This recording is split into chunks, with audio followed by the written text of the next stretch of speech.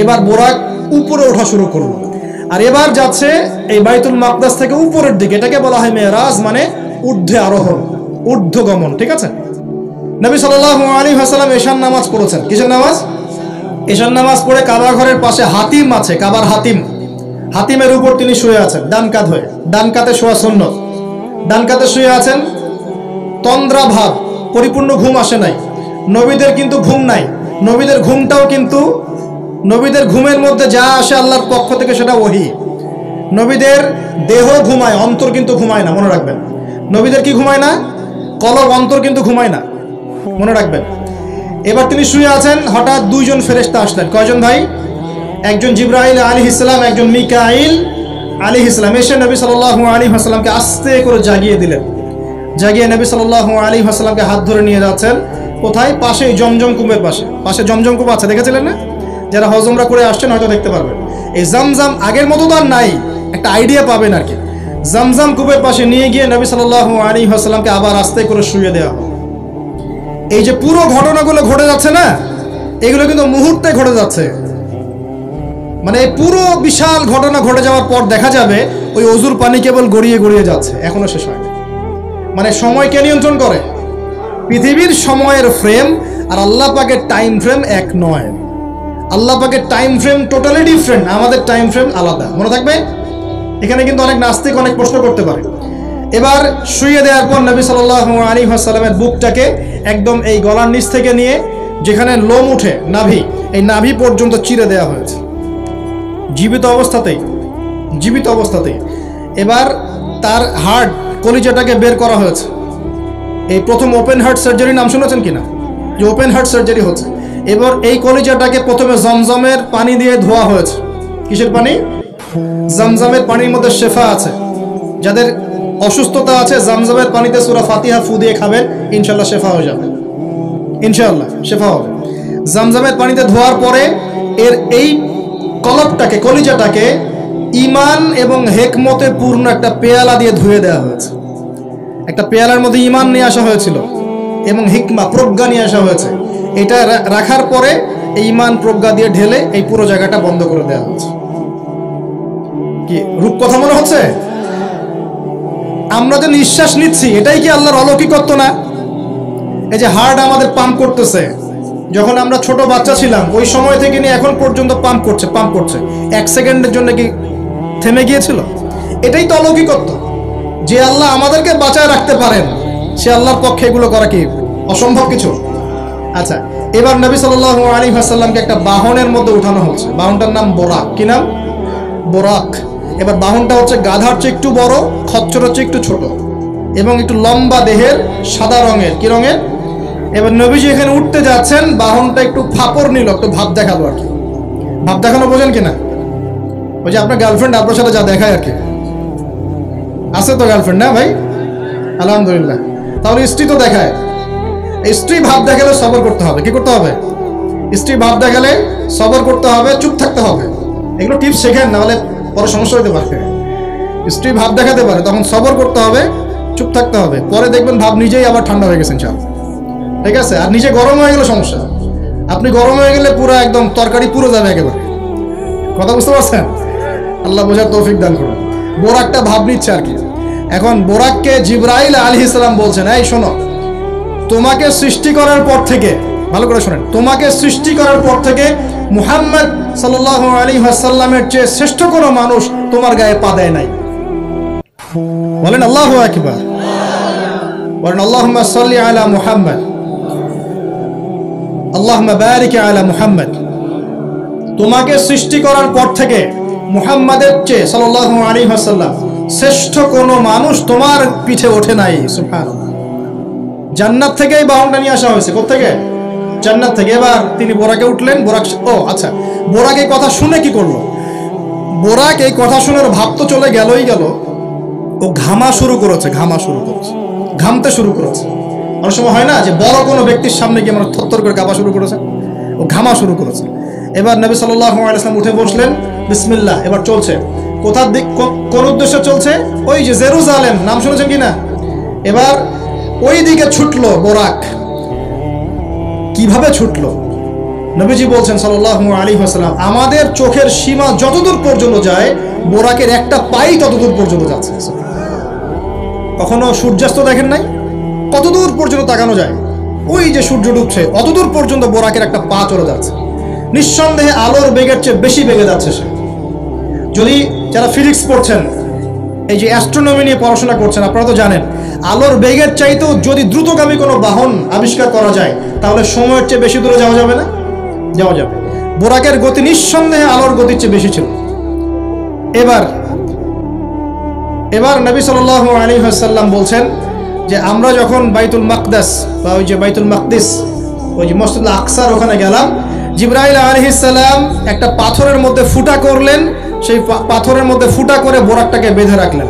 আর এই পাথরের ফুটার মধ্যেই সমস্ত নবী রাসূল, এই পর্যন্ত যত নবী রাসূল এসেছেন, ওই ফুটার মধ্যেই তাদের বাহনকে বেঁধে রাখতেন। সুবহানাল্লাহ।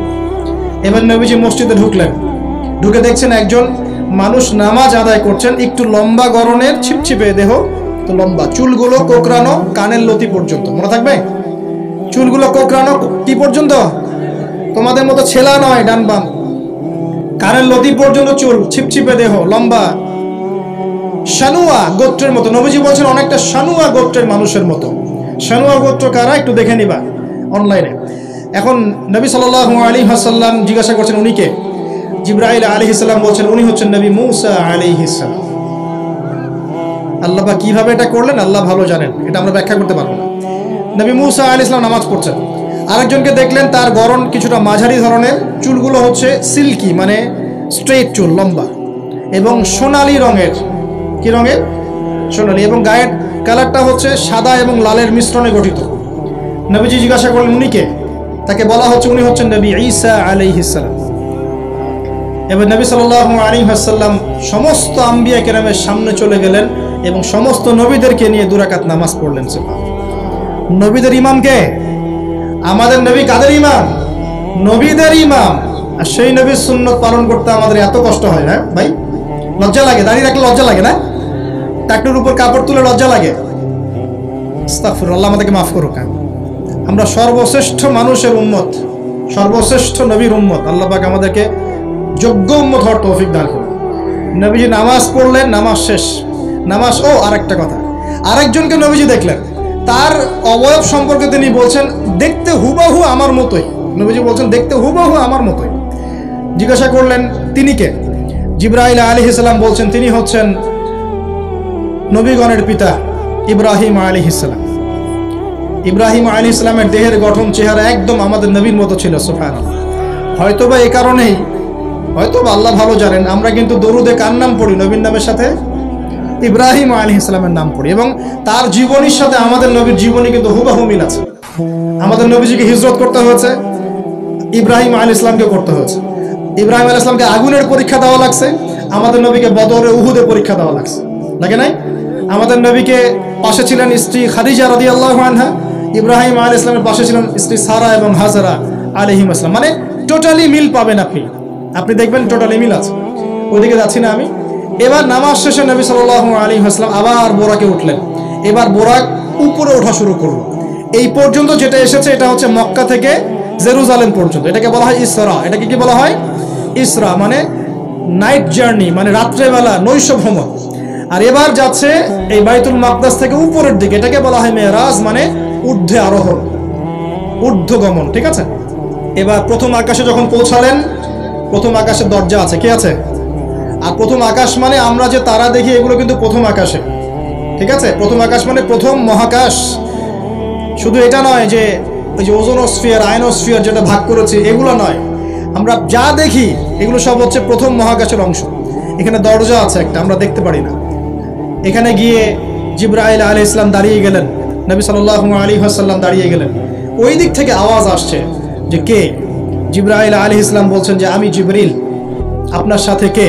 বলা হচ্ছে আমার সাথে হচ্ছে বিশ্বনবী মুহাম্মদ রাসূলুল্লাহ সাল্লাল্লাহু আলাইহি ওয়াসাল্লাম। আপনাকে কি পাঠানো হয়েছিল তাকে আনার জন্য?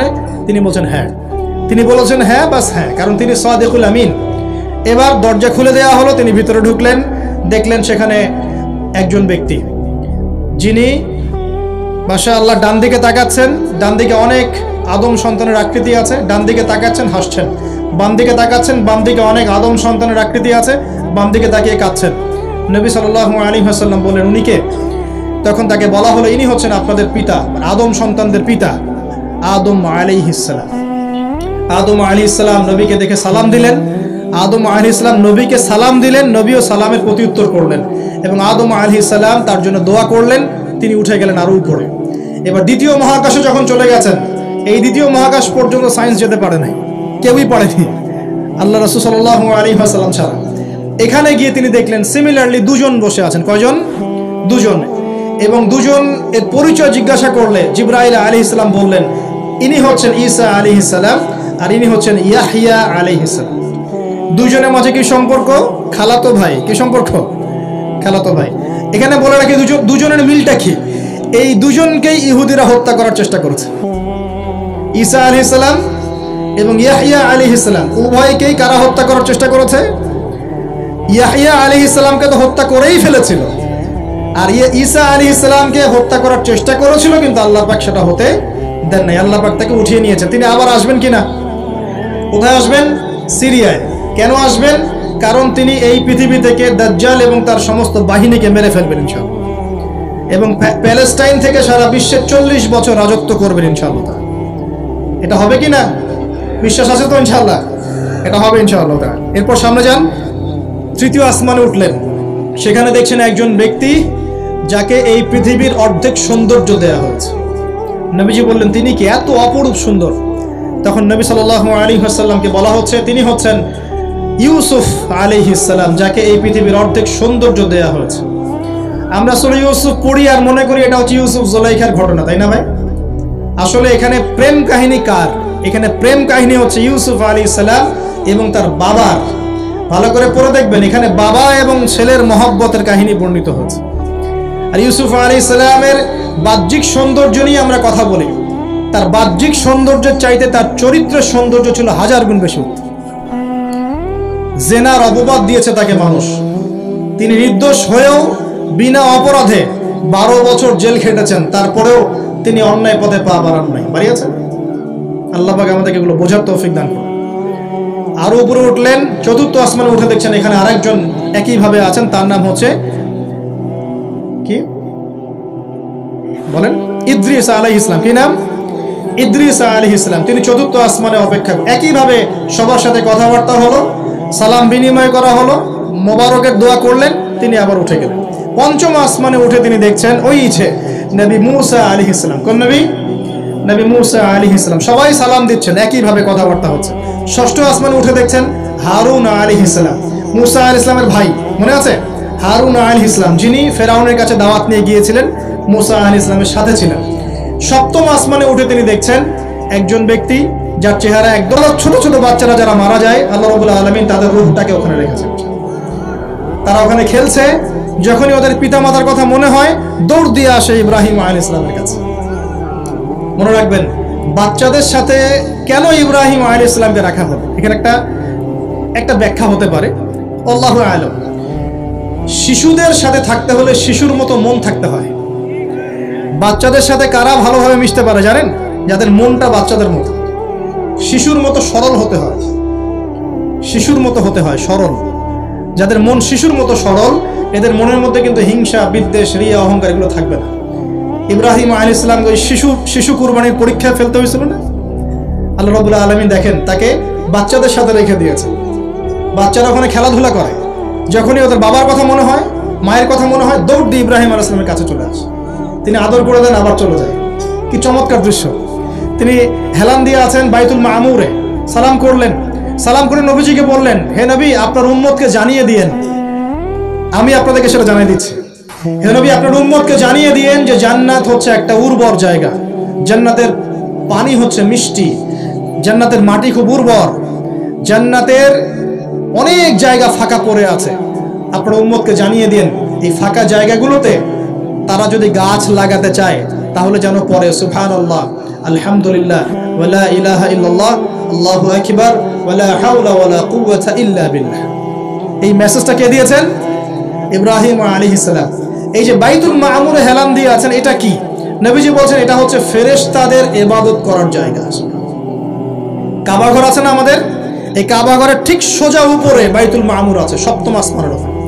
ফেরেশতারা কিভাবে ইবাদত করেন শোনেন। নবীজি বলছেন এই বাইতুল মামুরে প্রতি মুহূর্তে 70,000 ফেরেশতা তাওয়াফ করছে। সুবহানাল্লাহ। ঠিক যেমন এখানে তাওয়াফ হচ্ছে 24 ঘন্টা, তাওয়াফ কি থেমে থাকে? তাওয়াফ থামে না। ঠিক ওইভাবেই বাইতুল মামুরে তাওয়াফ থেমে থাকছে না। বাইতুল মামুরে ফেরেশতারা তাওয়াফ করছেন 70,000 ফেরেশতা একই সাথে। আর শুনে রাখেন, যে 70,000 ফেরেশতা একবার তাওয়াফ করার সৌভাগ্য পেয়েছে তারা কিয়ামত পর্যন্ত আর দ্বিতীয়বার চান্স পাবে না। এবার কি চিন্তা করতে পারছেন ফেরেশতাদের সংখ্যা কত কত হতে পারে? আমাদের সংখ্যা তত্ত্বের বাইরে, আমাদের সংখ্যা তত্ত্বের বাইরে। এবার নবী সাল্লাল্লাহু আলাইহি ওয়াসাল্লাম আরো একটু উপরে উঠলেন। এই জায়গার নাম সিদরাতুল মুনতাহা। কি নাম? সিদরাতুল মুনতাহা। এটা হচ্ছে একটা বড়ই গাছ। বড়ই গাছ দেখেছেন তো? এটা নবীজি বলছেন এত চমৎকার এই বড়ই গাছ, এর মধ্যে এত বেশি রং ছিল যে রংগুলোকে আমি ব্যাখ্যা করতে পারবো না। এর পাতাগুলো ছিল হাতির কানের মতো এবং এর ফলগুলো ছিল মটকার মতো বড় বড় এক একটা, এবং এর মধ্যে প্রজাপতি বসেছিল। এই প্রজাপতিগুলোর রং এত চমৎকার যেগুলো আমাদের পৃথিবীর রঙের মতো নয়। মানে এগুলো ব্যাখ্যা করার মতো শব্দ আমাদের কাছে নাই। অ্যামেজিং। এটা কোন জায়গা? আমাদের সবার রূহগুলো যেখানে উঠে যায়। এটা কোন জায়গা? আমাদের সবার নেক আমলগুলো যেখানে উঠে যায়। সবার রূহ, মৃত ব্যক্তিদের রূহ বা আত্মা এবং নেক আমলগুলো এই পর্যন্ত ওঠে, এরপরে সেখান থেকে উঠিয়ে নেওয়া হয়, এরপরে তারা আর যেতে পারে না। একইভাবে উপর থেকে আল্লাহ পাকের কোনো আদেশ আসলে এই সিদরাতুল মুনতাহা পর্যন্ত আসে, এরপর সেখান থেকে নিয়ে আসা হয়। আমি কি বুঝতে পারছি? এই হলো সিদরাতুল মুনতাহা, যেটা ফেরেশতাদের শেষ সীমা। এরপরে ফেরেশতারা আর যেতে পারবেন না। আল্লাহ পাকের নিকটবর্তী ফেরেশতারা ছাড়া নর্মাল যারা, তারা ওখানে যেতে পারবে। নর্মাল মানে বলছি যারা এমনি অন্যান্য দায়িত্বে আছেন তারা সেখানে যেতে পারবেন না। এই পর্যন্ত লাস্ট ওই যে লাইন থাকে না, ডেড লাইন, এটা ডেড লাইন, এরপর যেতে পারবে না। এবার আমাদের নবীকে এখানে বাহন চেঞ্জ করে দেওয়া হলো, অন্য একটা বাহন আরো দ্রুতগামী তাকে দেওয়া হলো। এই বাহনে করে নবীজি একদম আলো পর্দা ভেদ করে উপরে উঠছেন। আল্লাহ পাকের একদম কাছাকাছি আসছে। কাছাকাছি আসার পর তিনি বলছেন, আমি তখন শুনতে পেলাম যে আল্লাহ পাকের নিকটস্থ ফেরেশতা যারা আল্লাহর আদেশ লিখে রাখেন, তারা কলম দিয়ে লিখছে আল্লাহর আদেশ। এই কলমের লিখার খসখস শব্দ আমি শুনতে পেলাম। আল্লাহু আকবার। এবার আল্লাহ রাব্বুল আলামিন তাকে কাছে নিয়ে, শোনেন প্রিয় ভাই উম্মতে মুহাম্মাদি, শুনে রাখো, আল্লাহ পাক 3টা স্পেশাল ওহী করলেন। কয়টা ভাই? 3টা। অন্যান্য অনেক কথা তো হয়েছে, সেগুলো তো আমরা হাদিসের মধ্যে আমরা ডিটেলস বলতে পারছি না, সময় শর্ট। 3টে স্পেশাল ওহী আল্লাহ রাব্বুল আলামিন করেছেন। তার প্রথমটা হচ্ছে নবী সাল্লাল্লাহু আলাইহি ওয়াসাল্লামকে এই জায়গায় 50 ওয়াক্ত নামাজ হাদিয়া গিফট দেয়া হলো। কত ওয়াক্ত? এবার নবীজি 50 ওয়াক্ত নিয়ে চলে আসছেন। আর পরের দুটো পরে বলছি। 50 ওয়াক্ত নিয়ে চলে আসছেন। আসার সময় এই যে ষষ্ঠ আসমানে, পঞ্চম আসমানে কার সাথে দেখা? মুসা। কে আমাকে বলছে? মুসা আলাইহিস সালাম। তিনি বলছেন, আল্লাহ পাক কি দিয়েছেন আপনাকে হাদিয়া? নবী সাল্লাল্লাহু আলাইহি ওয়াসাল্লাম বলছেন 50 ওয়াক্ত নামাজ। কত ওয়াক্ত? 50 ওয়াক্ত। এবার মুসা আলাইহিস সালাম বলছেন, আমার উম্মতকে 2 ওয়াক্ত নামাজ দেওয়া হয়েছে, সেটাই আমার উম্মত আদায় করতে পারে নাই। 50 ওয়াক্ত নামাজ আপনার উম্মত পারবে না, আপনি কমাই নিয়ে আসেন যান। তিনি আবার গেলেন 50 থেকে 45, আবার 45 থেকে 40, 40 থেকে 35, 35 থেকে 30, এই করতে করতে করতে করতে 5 ওয়াক্ত যখন আসলো, তখনও নবীজিকে বলা হচ্ছে আপনি আরো কমাই নিয়ে আসেন। নবীজি বলছেন, আমার যেটা লজ্জা লাগছে, আল্লাহ পাক আমাকে এত বেশি কমিয়ে দিলেন, আরো কমাতে চাইতে আমার লজ্জা লাগছে। দেখেন, মুসা আলাইহিস সালাম বলেছিলেন আমার উম্মতকে 2 ওয়াক্ত নামাজ দেওয়া হয়েছিল, আদায় করতে পারে নাই। উম্মতে মুহাম্মাদের মধ্যে এমন মানুষ নাই 2 ওয়াক্ত 1 ওয়াক্ত নামাজও পড়তে পারে না। নবীদের এটা হিকমা, দূরদর্শিতা। এবার নবী সাল্লাল্লাহু আলাইহি ওয়াসাল্লাম আল্লাহর কাছে গিয়ে আরজি পেশ করছেন। আল্লাহ রাব্বুল আলামিন বলছেন, 5 ওয়াক্ত নামাজ আমি দিলাম, কিন্তু 5 ওয়াক্ত যদি তোমার উম্মত আদায় করে 50 ওয়াক্তের নেকি দেওয়া হবে ইনশাআল্লাহ। আরেকটা বেনিফিট তোমার উম্মতের যে কোনো ব্যক্তি যে আমলই করুক না কেন 10 গুণ বাড়ায় নেকি দেওয়া হবে ইনশাআল্লাহ। কিন্তু তোমার উম্মতের কোনো ব্যক্তি যদি গুনাহ করে তাহলে গুনাহকে 10 গুণ বাড়ায় দিব না ইনশাআল্লাহ। গুনাহ একটাই থাকবে। গুনাহ কি হবে? একটাই থাকবে। আর নেকির কাজ করলে 10 গুণ বাড়ায় দেওয়া হবে। 1 টাকা দান করছেন 10 টাকার নেকি হবে। 1 রাকাত নামাজ পড়ছেন 10 টাকাতে নেকি হবে। একটা সেজদা করছেন 10টা সেজদার নেকি হবে ইনশাআল্লাহ। কথা বুঝতে পারছেন? এটা হলো একটা গিফট বা হাদিয়া। সেকেন্ড গিফটটা হচ্ছে আল্লাহ রাব্বুল আলামিন নবী সাল্লাল্লাহু আলাইহি ওয়াসাল্লামকে সূরা বাকারার শেষের 2টা বা 3টা আয়াত ওহী করলেন। কয়টা ভাই? শেষের 2টা বা 3টা। লিল্লাহি মা ফিস সামাওয়াতি এখান থেকে ফানসুরনা আলাল কওমিল কাফিরিন পর্যন্ত এই আয়াতগুলোর ফজিলত সম্পর্কে এসেছে যে রাতের বেলা কেউ যদি এই আয়াতগুলো পড়ে ঘুমায়, সূরা বাকারার শেষের 2টা বা 3টা পড়ে ঘুমায়, সারা রাত তাহাজ্জুদের নেকি পাবে ইনশাআল্লাহ। এবং দৃশ্য অদৃশ্যের কোনো ক্ষতি, তার কোনো অনিষ্ট সাধন করতে পারবে না ইনশাআল্লাহ। এই যে সমস্যা হয় ঘুমের মধ্যে, জিনের সমস্যা, জাদুর সমস্যা, বদনজর ইত্যাদি, কোনো রকম প্রবলেম তাকে ফেস করতে হবে না ইনশাআল্লাহ। সূরা বাকারার শেষের কয় আয়াত?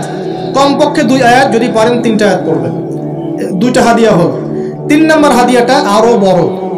3 নম্বর হাদিয়া হচ্ছে নবী সাল্লাল্লাহু আলাইহি ওয়াসাল্লামকে আল্লাহ পাক বললেন, তোমার উম্মতের, একটু গৌর করে শুনেন, তোমার উম্মতের যে কোনো ব্যক্তি যত পাপই করুক না কেন, যদি আমার সাথে শিরকের পাপ না করে, শিরকের পাপ ছাড়া আমার সাথে সাক্ষাৎ করে, আসমান জমিন সমান যদি পাপ করে, আমি আল্লাহ তার সামনে আসমান জমিন সমান ক্ষমা নিয়ে হাজির হব ইনশাআল্লাহ। এই উম্মতের যে কোনো ব্যক্তি খালি লা ইলাহা ইল্লাল্লাহ মুখ দিয়ে পড়েছে, ইসলামের সামনে আত্মসমর্পণ করেছে এবং শিরক মুক্ত আমল করেছে, বেদাত মুক্ত আমল করেছে, ঠিক আছে, তার যত বড় বড় পাপই থাকুক না কেন, ইনশাআল্লাহ আল্লাহ পাক কোনো না কোনো ওসিলায় সেই পাপ মাফ করে দেবেন ইনশাআল্লাহ। এটা একদম লিখিত হয়ে গেছে। জান্নাতীদের 120 কাতার হবে। এই 120 কাতার মানুষের মধ্যে 80 কাতার হবে উম্মতে মুহাম্মাদের মধ্যে। আমরা কি শিরক মুক্ত আমল করতে পারবো না ভাই? সাহাবীরা অবাক হয়ে বলছেন, যদি সে চুরি করে, যদি সে জেনা করে, নবীজি বলছেন যদি সে চুরিও করে, যদি সে জেনাও করে, তবুও তাওহীদ ঠিক থাকলে জান্নাতে চলে যাবে। এখন কি তাওহীদ ঠিক করে চুরি করা শুরু করব? তাওহীদ ঠিক করে কি জেনা করা শুরু করব? এখানে আল্লাহ পাকের তাওহীদের গুরুত্ব বোঝানো হয়েছে। আর যে ব্যক্তি প্রকৃত তাওহীদে থাকবে সে কি জেনা করতে পারবে? আল্লাহ পাক আমাদের সবাইকে 3টা হাদিয়া গ্রহণ করার তৌফিক দান করুন। আমার সাথে বলেন, 50 ওয়াক্ত নামাজ মানে 5 ওয়াক্তই। 5 ওয়াক্ত মানেই 50 ওয়াক্ত। 1 ওয়াক্ত পড়ছি মানে 5 ওয়াক্ত পড়ছি। 1 ওয়াক্ত পড়ছি মানে 10 ওয়াক্ত পড়ছি। 1 ওয়াক্ত পড়ছি মানে 10 ওয়াক্ত পড়ছি। আমরা কিন্তু 50 ওয়াক্তের নেকিই পাচ্ছি ইনশাআল্লাহ। আমরা সবাই 5 ওয়াক্ত নামাজের হেফাজত করতে পারবো তো ইনশাআল্লাহ? আল্লাহ পাক তৌফিক এনায়েত করুন, আমিন। আমরা কি সূরা বাকারার শেষের আয়াতগুলো মুখস্থ করতে পারবো ইনশাআল্লাহ? প্রত্যেক রাতে আমল করবো তো ইনশাআল্লাহ? আর শিরক মুক্ত আমল করার চেষ্টা করবো ইনশাআল্লাহ। একটা বই পড়বেন, কিতাবুত তাওহীদ, শিরক সম্পর্কে জানতে পারবেন ইনশাআল্লাহ। আল্লাহ পাক তৌফিক দান করুন। এবার নবীজি আসছেন, একটু শেষের দিকে মনোযোগ দেন, মনোযোগ হারান না, আর কিছু কথা বাকি আছে। নবীজি এবার আসছেন, আসার সময় তাকে জান্নাত জাহান্নাম দেখানো হয়েছে। কি দেখানো হয়েছে? জান্নাত এবং জাহান্নাম। নবীজি বলছেন, আমি জান্নাতকে দেখলাম। বিশৃঙ্খলা করেন না, আমি জান্নাতকে দেখলাম। জান্নাতকে দেখলাম, জান্নাতকে ঘিরে রাখা হয়েছে কষ্ট, ক্লেশ, এগুলো দিয়ে। মানে জান্নাতটা ঘেরা আছে কষ্ট দিয়ে, মানে জান্নাতে যেতে হলে কষ্ট করতে হবে। ঠিক আছে, ফজরের নামাজ উঠতে কষ্ট হয় না? সুদ ছেড়ে দেবো, এটা কষ্ট লাগতেছে না? কষ্ট হবে। আল্লাহর পথে চলতে হলে কিন্তু কষ্ট হবে। মানুষ ভালো মন্দ বলবে, অনেক সমস্যা। জান্নাতকে ঘেরা হয়েছে কষ্ট দিয়ে, আর জাহান্নামকে ঘেরা হয়েছে প্রবৃত্তির দাসত্ব দিয়ে। মন যাচাই তাই করার নাম প্রবৃত্তি। মন চাচ্ছে মদ খাইলেন, মন চাচ্ছে জেনা করলেন, মন চাচ্ছে সুদ খাইলেন, মন যাচাই তা দিয়ে জাহান্নামকে ঘেরা হয়েছে। এবার নবীজি বলছেন, জাহান্নামে আমি উকি মেরে দেখেছি, জাহান্নামে দেখেছি বেশিরভাগ অধিবাসী, জাহান্নামের বেশিরভাগ মানুষ হচ্ছে উম্মতে মুহাম্মাদের নারী জাতি। বলেন নাউজুবিল্লাহ। এই নারী জাতি মানে আমার বোন, আপনার মা, আপনার স্ত্রী, আমার বোন, আমার মা, আমার স্ত্রী, আমাদেরই তো। নারী কি আমাদের বাইরে? কেন তারা জাহান্নামে যাবে? নবীজি বলছেন কয়েকটা কারণ। 1, তারা বেশি বেশি লানত এবং অভিশাপ করে। 1, 2, তারা এমন কিছু কাপড় পরে শেষ জামানায় বাইরে ঘুরবে যে কাপড়গুলো পরেও তারা নগ্ন থাকবে। 2, অর্থাৎ বেপরদামির কারণে। 3, তারা বুক পিঠ চাপড়ায়, প্রলাপ বিলাপ করে, এটা একটা কারণ। 4, তারা স্বামীর সাথে কখনো কখনো কুফরি করে। কেমন? স্বামী সারা জীবন যদি তাদের ভরণ পোষণ ভালোবাসা দিয়ে যায়, কোনো একদিন যদি কোনো সমস্যা সৃষ্টি হয়, বলবে যে সারা জীবন তোমার কাছে কিছুই পাইলাম না। এই সব কিছুর ঊর্ধ্বে একটা কারণ আছে। এই সব কিছুর ঊর্ধ্বে একটা কারণ আছে, সেটা হলো, শোনেন, তাদের উদ্ধত মস্তকটা আল্লাহ পাকের বিধানের সামনে সহজে অবনত হতে পারে না, চায় না। এগুলো কিন্তু সব মেয়েদের জন্য নয়, উম্মতে মুহাম্মাদির একটা অংশের মেয়েদের জন্য আল্লাহর নবী এইসব কথা বলেছেন। আবার এমনও মেয়ে আছে, শোনেন, এমনও মেয়ে আছে যারা ইমান আমল টিকে রাখার জন্য না খেয়ে থাকতেও রাজি আছে। এমনও মেয়ে আছে, এমনও বহু দিনী মেয়ে আছে আমাদের সমাজে যারা ইমান আমল ধরে রাখতে চায়, পরিবার তাকে রাখতে দেয় না। ফেরাউনের ঘরে থেকেও একজন মেয়ে জান্নাতে গিয়েছে কি না? গিয়েছে। অতএব আমরাও যে দুধে দেওয়া তুলসী পাতা এমন নই, আমাদের মধ্যে বহু খারাপই আছে। কিন্তু নবীজি এখানে স্পেশালি বলেছেন যে শেষ জামানার মেয়েরা নিসাউন কাসিয়াতুন আরিয়া, যারা কাপড় পরে নগ্ন থাকবে, মহিলাতুন মামিলাত, যারা অন্যকে আকৃষ্ট করবে, অন্যের দিকে আকৃষ্ট হবে, এরা জান্নাতে যাবে না, জান্নাতের গন্ধও পাবে না। নবীজি বলেছেন আমি জাহান্নামে দেখেছি বেশিরভাগ নারী জাতি। এখানে আমার মা, আমার বোন, আপনার মা, আপনার বোনের সতর্ক হওয়ার কি হেদায়েত আছে কি নাই? আর এই মেয়েদেরকে চালাই কি আমরা না অন্য কেউ? আমরাই তো আমাদের পরিবারকে চালাই কি না? আমরাই তো খাওয়াই পড়ে নাকি? তাহলে আমাদের পরিবারের বোনেরা কি পর্দা করতে পারবে না? প্রতিষ্ঠা করতে পারবেন না? পরিবারের আমাদের মায়েরা, বোনেরা, স্ত্রীরা পর্দা করবে না? এই দায়িত্ব আমাদের না? পরিবারের কর্তা আমরা নই? আল্লাহকে আমাদেরকে জিজ্ঞাসা করবেন না? অতএব আমরাও যেন সতর্ক হয়ে যাই, আল্লাহ পাক তৌফিক দান করুন। এই জন্য বলি, বিয়ে করতে হলে আগে দিনদারিতা দেখবেন, তারপর বিয়ে করুন। দুনিয়াদারিতা দেখে বিয়ে করলে পরে পস্তাবেন। ছেলে মেয়ে উভয়ের প্রতি একই নসিহত, বিয়ে করতে যদি হয়, বিয়ে যদি করতেই হয়, তাহলে দিনদারিতা দেখে বিয়ে করুন। তারপর দেখবেন যে মেয়ের বংশ কেমন, সৌন্দর্য কেমন, এই সেই পরে দেখবেন। আগে দেখবেন দিনদারিতা ঠিক আছে কিনা। ছেলের ক্ষেত্রে একই বিধান, আগে দেখতে চান না কত বড় চাকরি করে, কত প্রপার্টিজ আছে, কত বড় বাড়ি, এগুলো পরে দেখবেন। আগে দেখবেন ছেলে নামাজ পড়ে কিনা, ছেলের মধ্যে সুন্নত আছে কিনা, এইগুলো আগে দেখবেন। এই বিয়ে নিয়ে প্রচুর জাহিলিয়াত সমাজে আছে, এই কারণেই পরিবারগুলো এখন ভেঙে যাচ্ছে। আল্লাহ পাক আমাদেরকে সুন্নাহ মেনে চলার তৌফিক দান করুন, বলি আমিন। নবীজি এখানে বলেছেন আমি জাহান্নামে দেখেছি বেশিরভাগ অধিবাসী নারী জাতি। আমাদের বোনদেরকে রিকোয়েস্ট করবো, সতর্ক হয়ে যান, আল্লাহর ওয়াস্তে সতর্ক হয়ে যান। কেন শোনেন, কেন নবীজি বললেন, এই পয়েন্টটা একটু ভালো করে বোঝেন। কেন নবীজি এই উম্মতের মধ্যে বেশিরভাগ মেয়েকে জাহান্নামী বললেন? আপনি একটু চিন্তা করেন তো, এই উম্মতের মধ্যে কি এমন হয়েছে, এই উম্মতের মেয়েদের সাথে কি এমন হয়েছে যার ফলে মেয়েদেরকে আর ঘরে রাখা যায় না, সব বাইরে চলে আসতেছে? কি হয়েছে এই উম্মতের মেয়েদের সাথে? এই প্রবলেম তো আগে 200-500 বছর আগে ছিল না। 500 বছর আগে আপনি কি কোনো মেয়েকে দেখেছেন আমাদের মেয়েদের মতো বেপর্দায় সারা রাস্তাঘাট, গ্রামগঞ্জ, একদম অফিস আদালত বাজার ঘাট সব ঘুরে বেড়াচ্ছে? দেখেছেন 500 বছর আগে, 300 বছর আগে, 200 বছর আগে? লাস্ট সমসাময়িক সময় কি এমন হলো যে মেয়েদেরকে আর ঘরে রাখা যায় না? আমি একটা শব্দ বলে দিই, বাসায় গিয়ে রিসার্চ করবেন, সব বলে দিব না। লাস্ট 100-200-300 বছরে একটা মুভমেন্ট, একটা আদর্শ ছড়িয়ে পড়েছে বিশ্বের বুকে, তার নাম হলো ফেমিনিস্ট রেভলিউশন। মনে থাকবে, ফেমিনিস্ট রেভলিউশন। এটা নিয়ে ঘাটাঘাটি করেন, বুঝতে পারবেন কেন জাহান্নামের বেশিরভাগ অধিবাসী জাহান্নামে যাবে, নারীরা কেন জাহান্নামে যাবে বেশি বেশি। এই মুভমেন্টটা নিয়ে পড়াশোনা করলেই বুঝতে পারবেন। আল্লাহ পাক আমাদেরকে বোঝার তৌফিক দান করুন, অন্তরের চোখ খোলার তৌফিক দান করুন। নবীজি আরো বলছেন আমি জাহান্নামে গেলাম, জাহান্নাম আমাকে দেখানো হলো, এবং সেখানে আমি একজন ফেরেশতাকে দেখলাম। কি দেখলাম? এই ফেরেশতা আমাকে দেখে হাসে নাই। সবাই মনোযোগ দেন, মেরাজের রাতের সবাই নবী সাল্লাল্লাহু আলাইহি ওয়াসাল্লামের সাথে হাসি মুখে সাক্ষাৎ করেছেন এই ফেরেশতা বাদ দিয়ে। নবীজি বললেন জিবরাইল আলাইহিস সালামকে, সে এত গম্ভীর কেন, তার চেহারা হাসি নাই কেন? জিবরাইল আলাইহিস সালাম বলছেন যখন থেকে আল্লাহ পাক তাকে জাহান্নামের দায়িত্ব দিয়েছেন, যেদিন থেকে আল্লাহ পাক এই ফেরেশতাকে জাহান্নামের দায়িত্ব দিয়েছেন, ওই দিন থেকে তার চেহারার হাসি চলে গেছে। আর কিছু বলতে হবে? কেন হাসি চলে গেল? খুশিতে? জাহান্নামে আল্লাহ পাকের আযাব এবং এই আযাবের দায়িত্ব পালন করতে গিয়ে তার চেহারা থেকে হাসি চলে গেছে। নবীজি জানালেন তার নাম হচ্ছে মালিক। কি নাম? মালিক। আমরা দোয়া করি আমরা যেন তার সাক্ষাৎ না পাই, আমরা দোয়া করি আমরা যেন তার সাক্ষাৎ না পাই, আমিন। এবার নবী সাল্লাল্লাহু আলাইহি ওয়াসাল্লাম আসছেন, আসার সময় সুঘ্রাণ পাচ্ছেন, সুঘ্রাণ। ও একটা কথা বলি নাই, জান্নাতে তিনি যখন দেখলেন, সেখানে দেখলেন যে এখানে বেশিরভাগ অধিবাসী হচ্ছে এই উম্মতের গরিব মানুষরা। এই উম্মতে কারা? গরিব মানুষ, টাকা পয়সা কম, এত হিসাব কিতাব নাই, 5 ওয়াক্ত নামাজ পড়ে, রোজা রাখে, সাধ্যমতো দান সদকা করে, সত্য কথা বলে, জান্নাতে চলে যাবেন ইনশাআল্লাহ। গরিবদের 500 বছর আগে, কত বছর আগে? তার মানে এই উম্মতের যদি কেউ গরিব হয়ে থাকি আমরা, কষ্টের কিছু আছে? ইনশাআল্লাহ কষ্টের কিছু নাই। তারপর নবীজি আসছেন, তিনি বলছেন যে আমি একটা মিষ্টি জান্নাতি সুঘ্রাণ পেলাম। আমি জিজ্ঞাসা করলাম এটা কোত্থেকে আসছে? তখন জিবরাইল আলাইহিস সালাম বললেন এই ঘ্রাণ আসছে ফেরাউনের মেয়ের চুল আঁচড়ে দিত একজন দাসী। হঠাৎ একদিন চিরুনি পড়ে গেল হাত থেকে, সে বিসমিল্লাহ বলে চিরুনি উঠিয়েছে, আর দাসী শুনে নিয়েছে বিসমিল্লাহ মানে কি, আল্লাহর নামে মানে কি, তোমার কি ফেরাউন আমার বাবা ছাড়া আরো কোনো ইলাহ আছে নাকি? তখন সেই মহিলা বলেছিল, হ্যাঁ আমি এক আল্লাহর ইবাদত করি, ফেরাউনেরও রব হচ্ছে আমার আল্লাহ। এই অপরাধে তাকে ফেরাউন বড় আগুনের কুণ্ডলি খুঁড়ে তাকে ওখানে নামিয়ে দিয়েছিল, এবং তার 3টা কি 4টা বাচ্চা ছিল, এই সব বাচ্চাগুলোকে তার চোখের সামনে পুড়িয়ে মেরেছে।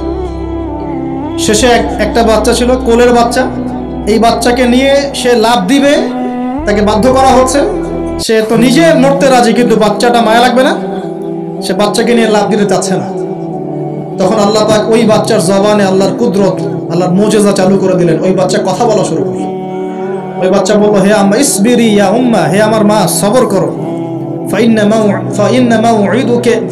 মাউইদুনাল জান্নাহ, আমাদের জন্য আল্লাহ পাক জান্নাত রেখেছেন। লাভ দিয়ে জান্নাত। ওই যে ফেরাউনের স্ত্রী বলা ঠিক না এখানে, ফেরাউনের ওই দাসী যে চুল আশ্রয় দিত, আসিয়া, যার নাম বলা হয় কোনো জায়গায় আসিয়া, এবং তার সন্তানদেরকে যেখানে দাফন করা হয়েছে ওখান থেকে জান্নাতের ঘ্রাণ আসছে। কে পেলেন এই ঘ্রাণ? রাসূলুল্লাহ সাল্লাল্লাহু আলাইহি ওয়াসাল্লাম।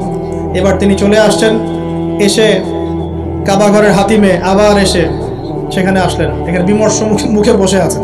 কেন মন খারাপ? যে আমি যদি এই ঘটনা যদি কালকে এখন সকালে সবাইকে বলা শুরু করি, সবাই তো আমাকে এখন কি বলবে? মিথ্যাবাদী, এমনিই তো মিথ্যাবাদী বলছে, এখন এই ঘটনা আবার বিশ্বাস করবে কিনা? এখন সকালবেলা আবু জেহেল আসছে, আয়েশা বলছে যে কি নতুন কিছু ঘটনা ঘটছে নাকি, নতুন কোনো ঘটনা আছে নাকি, টিটকারি করলো আর কি। রাসূল সাল্লাল্লাহু আলাইহি ওয়াসাল্লাম বলছেন, আমি গতকালকে আকসায় গিয়েছিলাম। এখন আবু জেহেল বলছে, ও আচ্ছা চমৎকার, আকসায় গিয়েছিলে, তাই নাকি, আর কি করেছো? তো যে আমি এই ঘটনা ঘটেছে আমার সাথে। তখন সবাইকে সে ঢোল পিটায় নিয়ে আসলো, আরে আসো আসো, মুহাম্মদ কি বলে শোনো, দেখো কি বলে, তো পাগল হয়ে গেছে। নাউজুবিল্লাহ। বলছে আকসায় গিয়েছিলে, বলো তো আকসায় কি কি আছে? সুবহানাল্লাহ, আল্লাহ রাব্বুল আলামিন, এখন যেমন ভিডিও দেখি না আমরা, এইভাবে আল্লাহ রাব্বুল আলামিন মসজিদুল আকসাকে নবীর সামনে তুলে ধরলেন সামনে, এবং নবী সাল্লাল্লাহু আলাইহি ওয়াসাল্লাম দেখে দেখে বলছেন আকসায় কয়টা দরজা আছে, কয়টা জান্নাত আছে, পূর্ব দিকে কি আছে, পশ্চিম দিকে কি আছে, সিঁড়ি কয়টা, সব বলে দিলেন। এরপর আবু বকর সিদ্দিকের সামনে একজন কাফের গিয়ে বলছে, জানো মুহাম্মদ কি বলেছে? মুহাম্মদ এই কথা বলেছে। আবু বকর সিদ্দিক তখন বলছেন যে আমি তো এর চাইতেও কঠিন কথা বিশ্বাস করি। এখন এর মাঝখানে আর কয়েকটা কথা হয়েছে, আমাদের নবী পরে হাদিসে জানিয়েছেন, এগুলো বলে শেষ করছে। নবীজি বলছেন, আমি যখন মেরাজের রাতে গিয়েছি, আমাকে আল্লাহ পাক কিছু আযাব দেখিয়েছেন। কি দেখেছেন ভাই? আমরা দোয়া করি আল্লাহ পাক এই আযাবগুলো থেকে আমাদেরকে বাঁচান, এবং যে পাপের কারণে এই আযাব হয় সেই পাপ থেকে আমাদেরকে বাঁচান। বলেন আমিন। আর একটা কথা বলে রাখি, যেহেতু নবীকে এই আযাবগুলো দেখানো হয়েছে, অন্য কোনো নবীকে কিন্তু দেখানো হয় নাই। কাকে দেখানো হয়েছে? আমাদের নবীকে। তার মানে এই পাপগুলো এবং এই আযাব আমাদের উম্মতের মধ্যেই বেশি থাকবে। বুঝতে পারছেন না মনে হয়? এই আযাব এবং পাপগুলো কি অন্য কোনো নবীকে দেখানো হয়েছে? আমাদের নবীকে দেখানোর কারণ কি? কারণ আপনার উম্মতের মধ্যে এই পাপগুলো ছড়াবে বেশি, এবং আপনার উম্মতের একটা অংশ এই আযাবগুলো ভোগ করবে। কি আযাব?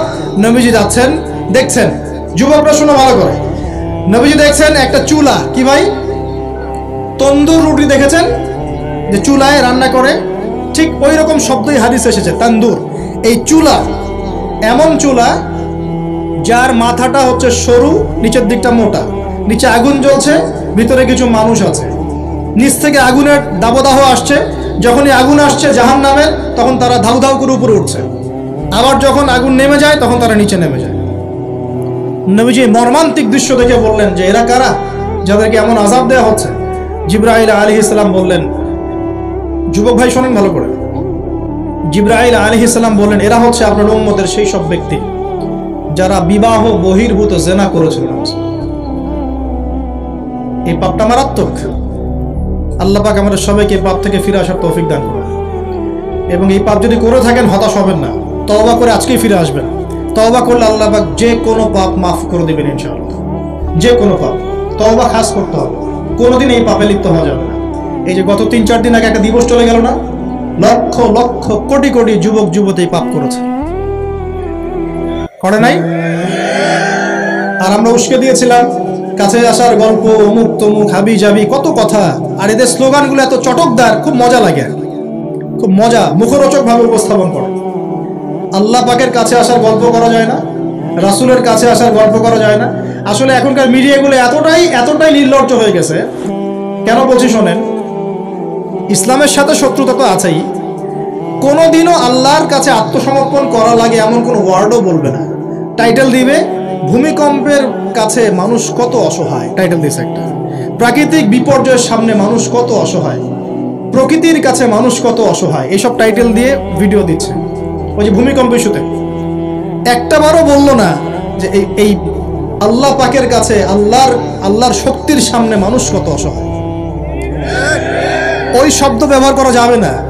ওই শব্দ ব্যবহার করলে আপনি মৌলবাদী হয়ে যাবেন। যে প্রকৃতিটা কি? প্রকৃতি কে? প্রকৃতি কাকে বলে? কত প্রকার? প্রকৃতির স্রষ্টা কে? প্রকৃতি কে নিয়ন্ত্রণ করছে? ভূমিকম্পের কোনো ক্ষমতা আছে না? ভূমিকম্প যে দেয় তার ক্ষমতা আছে। এই সাগরের কোনো ক্ষমতা আছে? সাগরে যে জলোচ্ছ্বাস দেয় তার ক্ষমতা আছে। এই মাটিটাকে স্থির কে রেখেছে? এখন আমরা তো এখনো মহাবিশ্বে ঘুরছি না? এই যে ওয়াজ করছি যখন আমরা, এখনো পৃথিবীটা ঘুরছে। আমরা কি বুঝতে পারছি কে পৃথিবীকে স্থির রাখলো? কেউ বলবে না যে আল্লাহর আযাবের সামনে মানুষ কত অসহায়। হ্যাঁ, বলবে প্রকৃতির সামনে মানুষ কত অসহায়, ভূমিকম্পের সামনে মানুষ কত অসহায়। মানে এমন চটকদার কিছু শব্দ দিবে, এই শব্দগুলো আপনাকে চিনিয়ে দিবে যে কারা আল্লাহর বাহিনী, কারা আল্লাহর দুশমনের বাহিনীর মধ্যে আছে। তো এখানে যুবকদেরকে উৎসাহিত করা হয়েছে না জেনার জন্য। আর নবী সাল্লাল্লাহু আলাইহি ওয়াসাল্লামকে কেন দেখানো হলো? কারণ তার উম্মতের মধ্যে জেনার ভাব ছড়িয়ে পড়বে বেশি।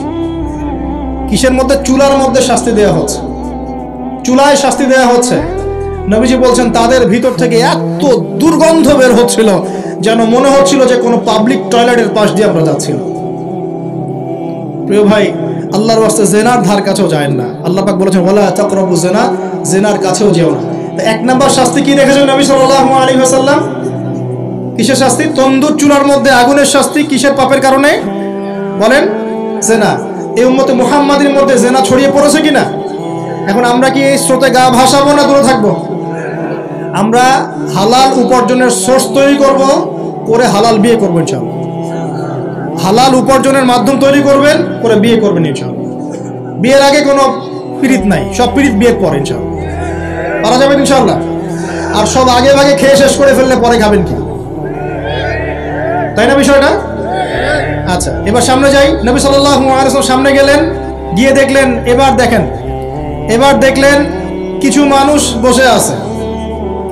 বসে আছে, সামনে আছে টাটকা তরতাজা গোশত, একদম ধোঁয়া উঠতেছে, একদম মনে করেন ওই কালা ভুনার মতো। আর পাশে রাখা আছে পচা, নোংরা, আবর্জনাময় গোশত। এই মানুষগুলো ভালো গোশত খাচ্ছে না, এই মানুষগুলো পচা গোশতগুলোই খাচ্ছে, দুর্গন্ধযুক্ত। নবীজি বললেন এরা কারা? নবী সাল্লাল্লাহু আলাইহি ওয়াসাল্লামকে বলা হচ্ছে এরা আপনার উম্মতের সেই সব ব্যক্তি যারা বিবাহিত, ভালো করে শোনেন, এরা আপনার উম্মতের সেই সব ব্যক্তি যারা বিবাহ বহির্ভূত সম্পর্ক করেছে। মানে বিয়ে করার পরেও, বাসায় স্ত্রী থাকার পরেও বাইরে জেনা করেছে, বাসায় স্বামী থাকার পরেও বাইরে জেনা করেছে। এখন আমাকে বলেন তো, উম্মতে মুহাম্মাদের মধ্যে সমকালীন সময় এই ফিতনাটা ছড়িয়ে পড়ে নাই? পরকীয়া ছড়িয়ে পড়ে নাই? এটা হলো পরকীয়ার স্পেশাল শাস্তি। কারণ পবিত্র হালাল ফ্রেশ জিনিস ওদের ঘরে ছিল, খাইতে ভালো লাগে না, ওদের নোংরা পচা জিনিস খেতে ভালো লেগেছে।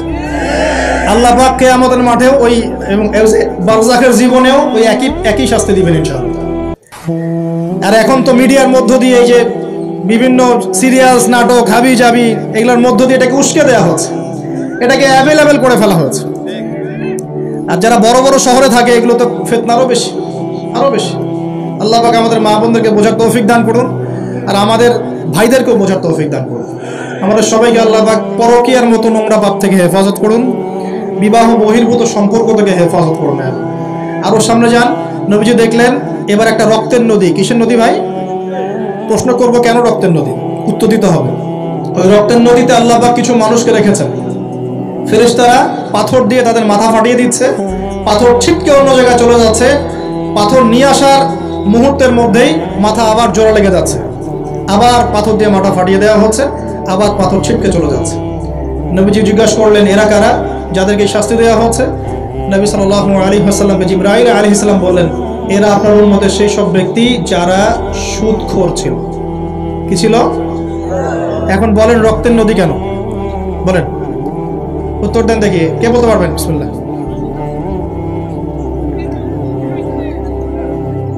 মাশাআল্লাহ, মাশাআল্লাহ, শুকরিয়া। সুদের মধ্য দিয়ে এক শ্রেণীর মানুষ ধনী হয় আর এক শ্রেণীর মানুষ গরিব হয়। সুদের মধ্য দিয়ে গরিব মানুষের রক্তটাকে চুষে খাওয়া হয়। এই কারণেই কিয়ামতের মাঠে এবং বারজাখের জীবনে রক্তের নদীতে ফেলে মাথাটা ফাটিয়ে দেওয়া। মাথা কেন ফাটানো হবে? এই মাথা দিয়ে শয়তানি বুদ্ধিটা বের করেছিল যে ইন্নামাল বাইউ মিসলুর রিবা, সুদ হচ্ছে ব্যবসার মতোই। এই শয়তানি কোত্থেকে বের হইছে? এই মাথা থেকে। এই কোন মাথা ফাটাই দেওয়া। আল্লাহ পাকের শাস্তি খুব নিপুণ। আমি চিন্তা করার চেষ্টা করেছিলাম আজকে কেন এই শাস্তিগুলো এইভাবে আসবে। আল্লাহু আ'লাম বিসওয়াব, আল্লাহ ভালো জানেন, তবে আমাদের কাছে এটা মনে হয়। এরপর সামনে যান। এই পাপের কারণেই আরো কিছু মানুষকে শাস্তি পেতে দেখা গেছে। নবীজি দেখেছেন আরো এক শ্রেণীর মানুষ যাদের পেটটা ফুলে আছে। প্রাসাদ দেখেছেন? অট্টালিকার মতো পেটটা ফুলে আছে, ভিতরে সাপ কিলবিল করছে। না না না না না, নবীজিকে জিজ্ঞাসা করলেন এরা কারা? এই হাদিসেও আছে এরা ছিল আপনার উম্মতের সুদখোর ব্যক্তিরা, পেটের ভিতর সাপ কিলবিল করছে। আর একটা জায়গায় তিনটা দেখা গেছে সুদখোরের শাস্তি। কয়টা ভাই? তিনটা। একটা দেখলাম রক্তের নদীতে মাথা ফাটানো, একটা হচ্ছে পেটের মধ্যে সাপ কিলবিল করছে, আর একটা হচ্ছে দেখলেন কিছু মানুষ পানিতে হামাগুড়ি দিচ্ছে এবং পাথর খাচ্ছে। কি খাচ্ছে ভাই? পাথর। এবং এই পাথরটা ভিতরে যাচ্ছে, গিয়ে পিছনের রাস্তা দিয়ে বের হয়ে যাচ্ছে। নবীজি বলেন এরা কারা? একই উত্তর দিলেন জিবরাইল আলাইহিস সালাম, এরা হচ্ছে আপনার উম্মতের সুদখোর ব্যক্তিরা। সুদের এই তিনটা শাস্তি স্পেশাল দেখা গেছে। কেন আল্লাহ ভালো জানেন, আমরা সব ব্যাখ্যা করতে পারবো না। নবীজি আরো সামনে এগিয়ে গেলেন, তাকে দেখানো হলো এবার এক শ্রেণীর ব্যক্তি, হাতগুলো নখগুলো তামার মতো লম্বা, তামার নখ, লম্বা লম্বা নখ। দেখেছেন? কোন কোন মুভির মধ্যে দেখা গেছে, ছবির মতো তামার লম্বা লম্বা। হ্যাঁ, তো এই নখগুলো দিয়ে তারা চোখ এবং গাল আঁচড়াচ্ছে, কোনো কোনো ক্ষেত্রে বুক আঁচড়াচ্ছে এবং ওই গোশতগুলো খাচ্ছে। নবী জিজ্ঞাসা করলেন এরা কারা? নবীজিকে বলা হচ্ছে এরা আপনার উম্মতের সেই সব ব্যক্তি যারা বেশি বেশি গীবত করত এবং অন্যের নামে মিথ্যা অপবাদ ছড়াতো। আর সতর্ক করে দেই, এই পাপটা কিন্তু এখন ছেলে মেয়ে সব সমাজে বেশি হয়। কি আলেম জালেম সব সমাজে বেশি হয়। কোনো কোনো ক্ষেত্রে ওয়াজ মাহফিলের প্যান্ডেলগুলোর মধ্যে বসে বসে মানুষের গীবত করা হচ্ছে। এবং অনলাইনের ফেসবুক আর ইউটিউবের যে কন্টেন্টের যুগগুলো চলছে, এখানে কারণ থাক না থাক মানুষের গীবত তহমত প্রচুর হচ্ছে। কোনো কারণে হোক অকারণে হোক, সতর্ক হয়ে যাবেন। আপনার দ্বারা আমার দ্বারা যদি কারো গীবত হয়, তামার নখ দিয়ে গাল আশ্রাতে হবে কিয়ামতের মাঠে। আল্লাহ পাক বাঁচা কেমন হেফাজত করবে।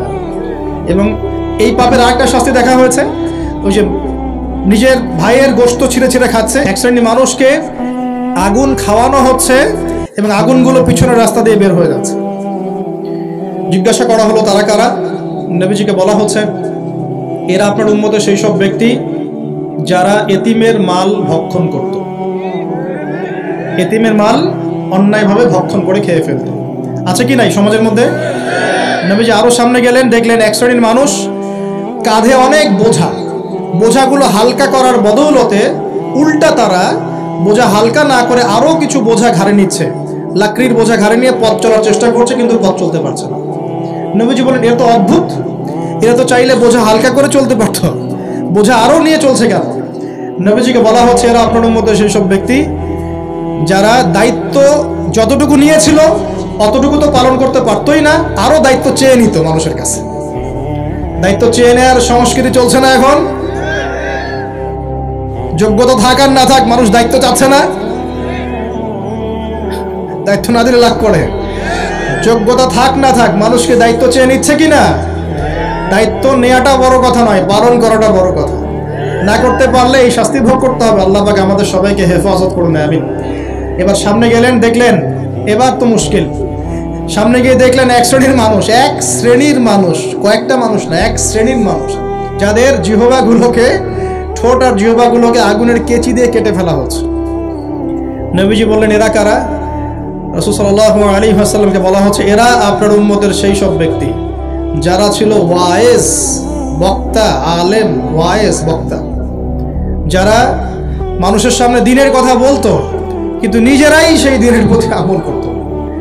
আল্লাহ রাব্বুল আলামিন আমাকে এবং আপনাদের সবাইকে এই মর্মান্তিক শাস্তি থেকে বাঁচান। যা বলবো তার উপর আমল করার তৌফিক দান করুন, যা জানবো তার উপর আমল করার তৌফিক দান করুন।